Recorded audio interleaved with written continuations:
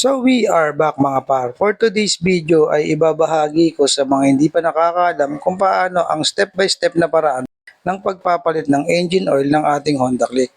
Ang pagpapalit ng engine oil mga par ay isa sa mga basic maintenance na dapat nating matutunan. Kaya kung isa ka sa mga hindi pa nakakaalam at gustong matuto, panoorin mo ang video na to.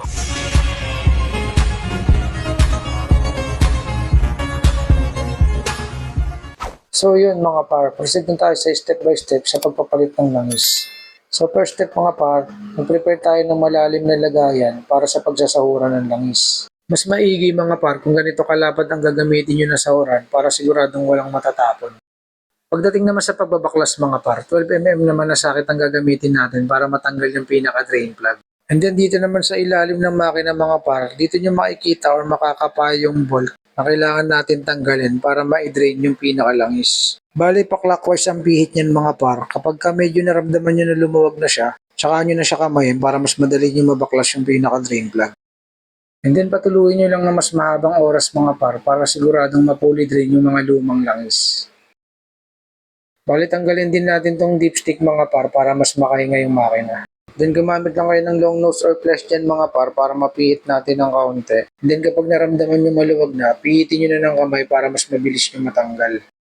And then pagdating naman dito sa may bandang ilalim ng crankcase mga par, makikita nyo dito yung oil filter cap na kailangan din natin buksan para malinis. Bale 17mm naman ang sukat ng socket ang gagamitin natin para mabuksan natin yung oil filter cap. Sa pagbabaklas naman mga par, pihitin nyo lang yun ang pa-counterclockwise na may diin. And then kapag medyo maluwag na siya, tsaka nyo na dahan-dahanin pihitin nyo hanggang tuluyan nyo na mabaklas yung pinaka-cap. And then pagka-open yung mga par, ito yung makikita nyo na laman. So yan yung filter na screen, and then yung spring, tsaka yung takip niya na may gasket. So yan yung mga lilinisan natin.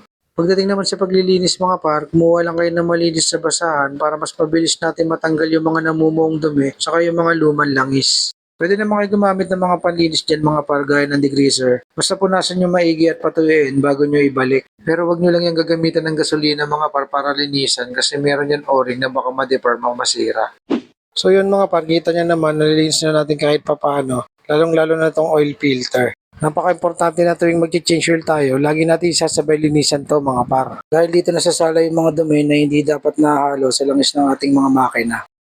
And then proceed naman tayo sa pagbabalik mga par. So unahin muna natin ikabit yung pinaka-drain plug dito sa ilalim ng makina. Pagdating naman sa pagbabalik mga par, pa-counterclockwise naman ang pihit.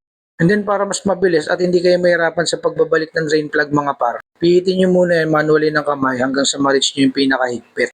At kapag alam nyo okay na mga par, saka nyo nagamitan ulit ng 12mm na socket range para mas mahigpitan natin siya ng tama. And then sunod naman natin na ibabalik mga par itong pinaka-oil filter. Bali ang orientation nito mga par, kung mapapansin nyo yung dulo ng spring na yan, ayan yung una natin ikakabit dito sa pinaka-oil cap. And then dito sa dulo mga par, itong oil filter strainer. And then sa pagbabalik naman mga par, aalalayan lang natin dyan yung spring pati oil filter para di malaglag. At siguraduhin nyo lang din mga par na mailalapat nyo ng maayos yung pinaka-oil filter cap bago nyo tuluyang higpitan. And then kapag alam nyo okay na mga par, pwede na ulit natin gamitin yung 17mm na socket range para mas mahigpitan na mas maayos.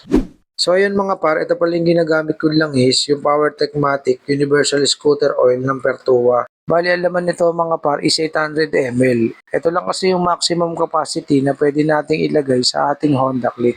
And then pagdating naman dito mga par, dito natin isasalin yung bagong langis. Bali maganda lang kayo ng malalim na embudo mga par kagaya nito para hindi tayo mahirapan magsalin at maiwasan natin na mabawasan kapag isinasalin na natin yung bagong langis. Sa pagsasalin naman mga par, bali hawakan nyo lang maigi yung embudo. Tapos dahan-dahanin nyo lang yung pagbubuhos. Bali maliit lang kasi yung butas niyan mga par kaya kailangan natin dahan-dahanin yung buhos dahil baka umapaw dun sa pinakailalim ng embudo.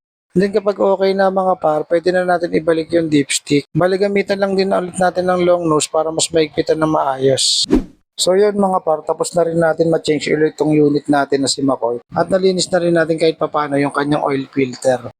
Ngayon naman mga par, start natin yung engine at painitin natin ng mga 10 minuto. Para naman mag-circulate agad yung bagong langis na isinalin natin sa ating makina.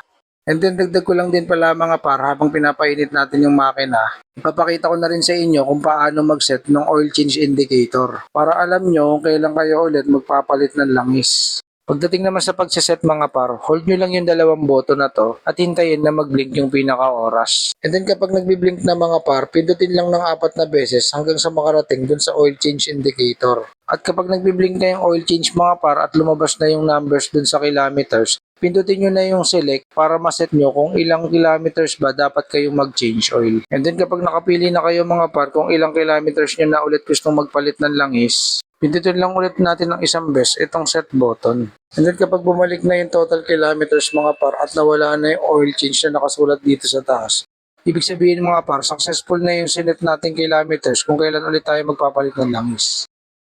So yun mga par, hanggang dito na lang muna ang ating video. Naway may natutunan kayo. At syempre maraming salamat sa panonood mga par. So yun lang, ride safe.